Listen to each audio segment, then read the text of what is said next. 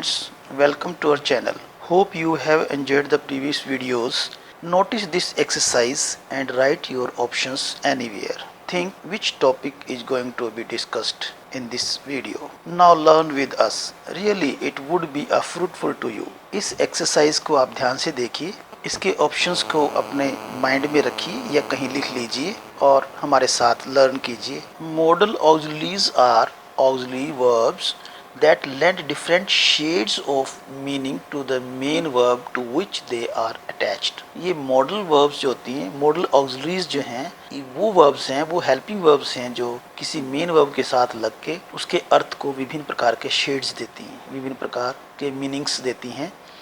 Model help us to express the mood और attitude of the speaker and convey ideas about possibility, probability, necessity, obligation, advisability and permission.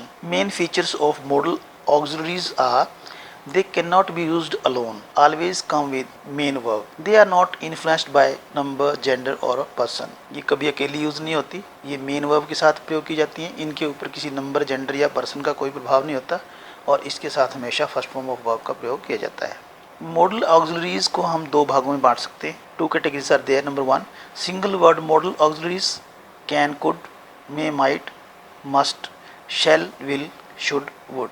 And second category is some phrasal modal auxiliaries are have to, ought to, used to. तो हम लोग modals single word modal auxiliaries are always followed by the simple और stem root form of the verb. Here are some examples of how single word modal auxiliaries influence meaning. इधर statement और meaning को हम ध्यान से देखेंगे.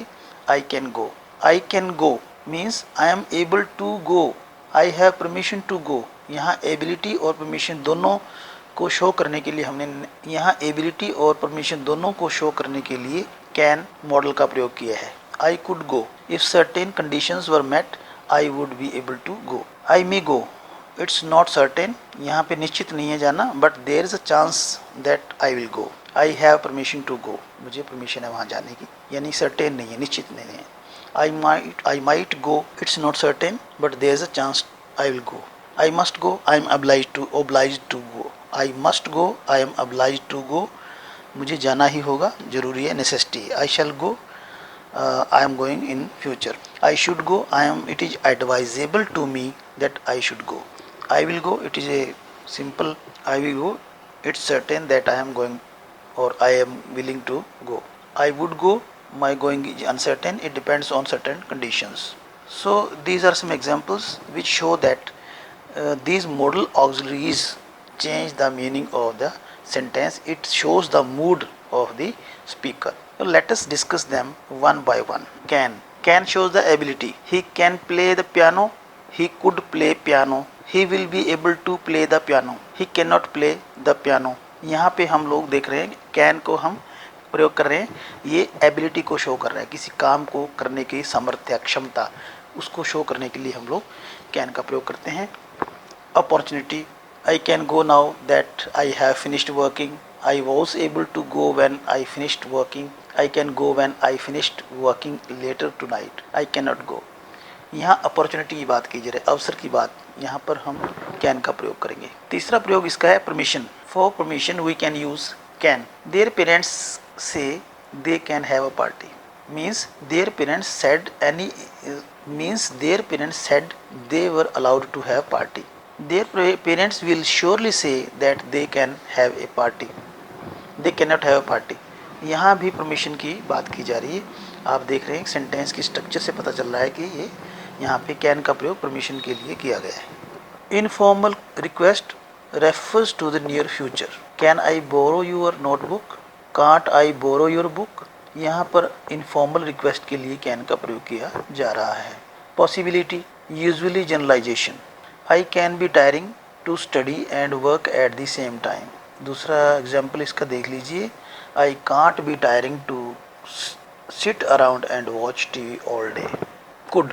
सबसे पहले देखिए पास्ट ऑफ कैन का पास्ट के रूप में हम कुड का प्रयोग करते हैं. Before I hurt my leg I could jump.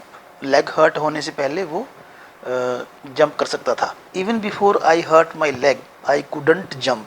यहाँ वो कैपेसिटी बता रहा है कि वो पहले वाक्य में फर्स्ट सेंटेंस जो है आपका बता रहा है कि वो जंप कर सकता था, और दूसरे में वो कह रहा है कि जंप नहीं कर सकता था, कैपेसिटी नहीं थी करने की। Conditional, I could have made a pizza if we had had the ingredients. I could make a pizza if we had, I couldn't make a pizza even if we had the ingredients. Could का प्रयोग suggestion के लिए भी किया जा सकता है। You could have taken a long weekend to visit your family. You could take a long weekend to visit your family. Could take. For polite requests that refers to near future. Could you phone me when you arrive? Couldn't you phone me when you arrive? अब यहाँ polite request के लिए could का प्रयोग किया जा रहा है। Possibility और impossibility के लिए भी हम लोग could का प्रयोग करते हैं। Shiva could be our choice for mayor. Shiva could have been our choice for mayor. Shiva could become mayor.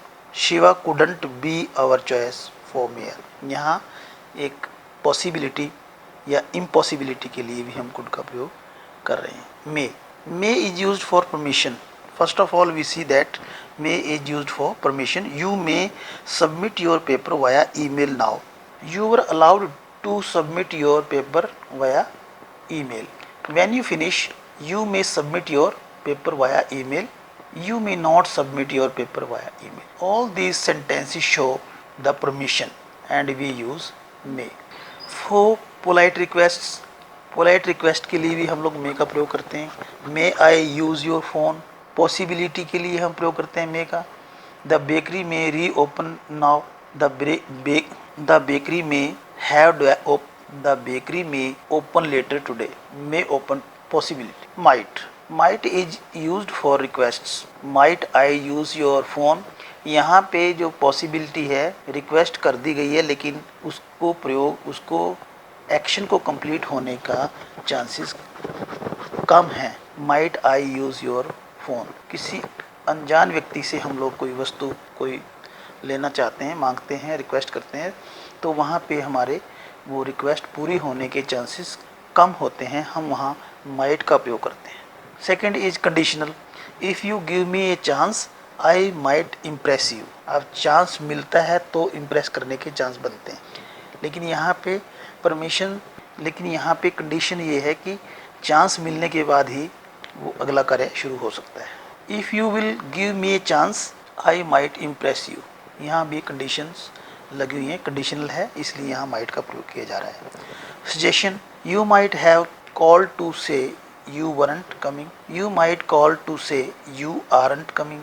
यहाँ आप देख रहे हैं वाक्य को कि सेंटेंस की स्ट्रक्चर से शो हो रहा है कि यहाँ पे सजेशन दिया जा रहा है कि आप कह सकते थे कि आप नहीं आ रहे हैं। पॉसिबिलिटी के लिए भी हम लोग माइट का प्रयोग करते हैं, जहाँ पॉसिबिलिटी कम पॉसिबिलिटी हो, लेकिन हो। Shiva might be the one who made the miracle. Shiva might have made the miracle. Shiva might make miracle. ये सब पॉसिबिलिटी की बात की जा रही है, और all these sentences show that we use might with possibility where possibility is less than 50% chances. We use might where chances are less. Must for certainty. She must be the best athlete in our school's history. She must have been the best athlete in our school's history. Must for strong recommendation. To be healthy, you must eat well. To be healthier, you should eat better. To be healthy, you must not eat poorly. Must is used for necessity. Visitors must sign in at the reception. In the future, visitors must sign in at reception.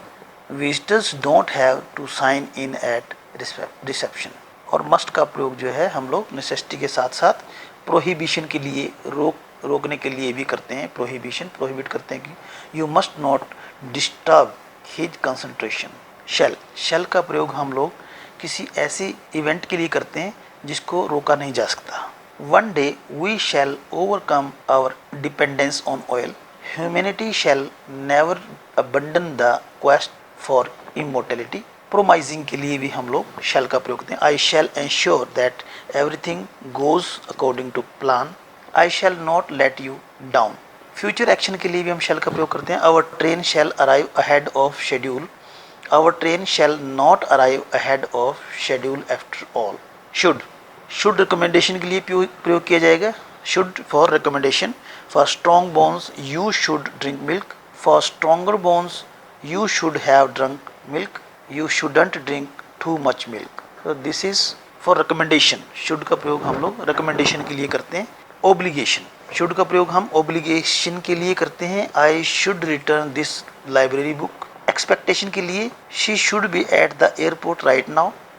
She should have arrive at the airport by now. She shouldn't be at the airport yet. Shouldn't be. यहाँ हम देख रहे हैं कि expectation के लिए should का प्रयोग किया जा रहा है। Next is will. विल का यूज़ हम लोग फ्यूचर एक्शन के लिए करेंगे। We will go to the movie tonight. We will not go to the movie tonight. ये पॉजिटिव और नेगेटिव दोनों सेंटेंसेस में हम लोग प्रयोग कर रहे हैं इसको। प्रोमाइजिंग। किसी प्रॉमिस को पूरा करने के लिए हम लोग कहते हैं I will ensure that everything goes according to the plan. I will not disappoint you. Would का प्रयोग हम लोग करेंगे पास्ट ऑफ विल। विल के पास्ट के रूप में हम वुड का प्रयोग करते हैं। You said we would go to the movie. You said we would not go to. Conditions. Conditional sentence के लिए हम लोग वुड का प्रयोग करें। If I were in trouble I would ask him for help. Second sentence is if I had been in trouble I would have asked him for help. For reception in the past habitual action or behavior. When we were kids we would always play street hockey. Or second sentence is when we were kids we would not play street hockey. Have to. Have to का प्रयोग हम लोग कहाँ करेंगे? Have to का प्रयोग करने के लिए हमें ऐसी वाक्य में हम लोग have to का प्रयोग करते हैं जहाँ पे obligation हो, जहाँ ज़रूरत हो, necessity हो और उस कार्य को करने की आवश्यकता हो। I have to leave now. I had to leave then. I don't have to leave. इन तीनों सेंटेंसेस में आप देख रहे हैं कि यहाँ पे ऑब्लिगेशन शो हो रहा है। Next model is ought to. Ought is usually followed by to and an infinitive. You ought to tell the truth. It is also used in an informal way followed by to but not following infinitive. I don't spend as much time with them as I ought to. अब यहाँ हम लोग देख रहे हैं कि ought to का प्रयोग हम लोग कहाँ करेंगे? इसका प्रयोग हम करेंगे ought to is used for saying what is the right or sensible thing to do or the right way to behave. इन तीनों चीज़ों में आप लोग ध्यान से देख रहे हैं used for saying what is the right or sensible thing to do or right way to behave. इसके लिए हम ought to का प्रयोग करते हैं। ought to do means do something. ought to means do something. You ought to get up early. There ought to be a ban on cigarette advertising. We don't exercise much, but we really ought to. Sentence he show कर रहे हैं कि जो होना चाहिए, जो sensible तरीके से होना चाहिए, उसके लिए हमें ought to का प्रयोग करना होता है। Recommendation. One ought to express one's gratitude. Next sentence is we ought to send a thank note to our manager. ought to का प्रयोग हम लोग, जैसे कि मैंने आपको शुरू में बताया है कि ought to का प्रयोग हम लोग उन वर्ड्स में करते हैं जहाँ पे सेंसिबल तरीके से कोई या राइट वे से कोई बिहेवियर किया जाना चाहिए। सर्टेनिटी। निश्चय के लिए, निश्चित वस्तु के लिए, निश्चित एक्शन के लिए। When we study hard one ought to pass. यदि हम ध्यान से तरीके से बहुत बढ़िया तरीके से स्टडीज़ करते हैं तो हमें पास हो जाना चाहिए। एक यहाँ पे हम ought to का प्रयोग करेंगे। यूज्ड टू का प्रयोग करने के लिए हम उन वाक्यों को देखते हैं जिसमें हैबिचुअल पास्ट एक्शन, किसी पास्ट बिहेवियर और एग्जिस्टेंस की बात की जाती है। Used to is usually followed by an infinitive. We used to swim in the river, but sometimes the following infinitive is left out.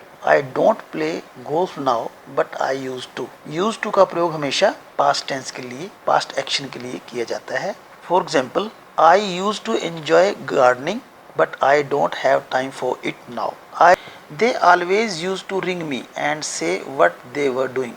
These sentences show that used to is used with a habitual past action or behavior or existence.